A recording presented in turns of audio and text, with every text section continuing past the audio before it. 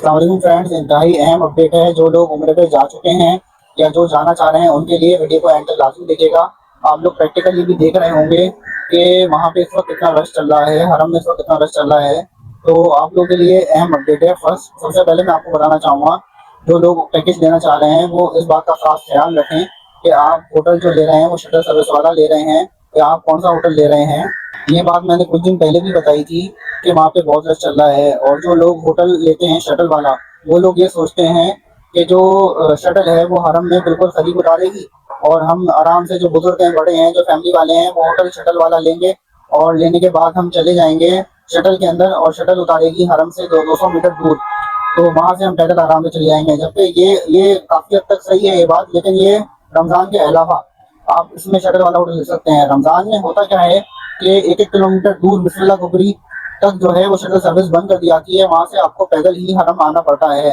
तो इस वक्त भी यही सूरत हाल है। हरम के अंदर इंतहाई ज्यादा रश चल रहा है, हरम के अहाते में और हर जगह बहुत ज्यादा रश चल रहा है। इसकी वजह से सऊदी गवर्नमेंट ने शटल सर्विस बंद कर दी है और शटल सर्विस 1 किलोमीटर दूर उतार रही है।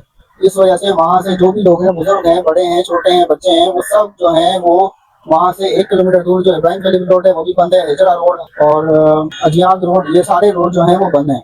तो 1-1 किलोमीटर दूर से पैदल चल के आ रहे हैं। अभी मैंने जुम्मे की भी वीडियो शेयर करी थी, आप मेरे शॉर्ट्स में जाके देख सकते हैं कि कितना ज्यादा रश है।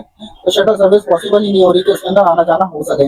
लोग 2-3 किलोमीटर दूर पैदल चल के जा रहे हैं। तो जो लोग इस वक्त पैकेज लेना चाहते हैं उनके लिए खासतौर पर ये वीडियो है कि वो पैकेज जो भी लें, वो पैकेज अपने 800 मीटर पे, 900 मीटर पे, 1000 मीटर पे लें, विदाउट शटल लें, क्योंकि उनको आना तो पैदल ही है। तो वो पैदल आने वाले वॉकिंग डिस्टेंस वाले होटल लें तो उनको परेशानी नहीं होगी शटल की। इसके अलावा अगर कोई बुजुर्ग वगैरह हैं तो वो रमजान के अलावा किसी महीने में प्लान कर लें, वो ज्यादा बेहतर है।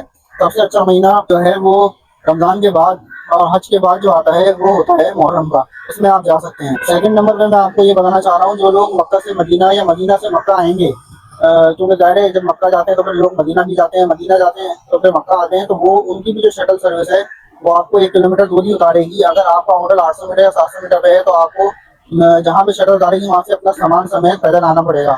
और तीसरी चीज मैं आपको बताऊंगा, अगर आप लोग जद्दा एयरपोर्ट उतरते हैं तो जद्दा से मक्का आ रहे हैं तो आपकी जो ट्रांसपोर्ट है वो भी आपको 1 किलोमीटर दूर ही उतारेगी और वहां से आपको अपना सामान, जहाँ जहाँ आपका होटल है, आपको वहाँ पैदल लेके आना पड़ेगा। तो ये थी आज तक की इंतहाई अहम अपडेट और नेक्स्ट की जो भी अपडेट आती है वो मैं आपको देता रहूंगा। तो मेरी वीडियोस को देखते रहें और मेरे चैनल के साथ अपडेट रहें, मुझे फॉलो करें। अस्सलाम वालेकुम।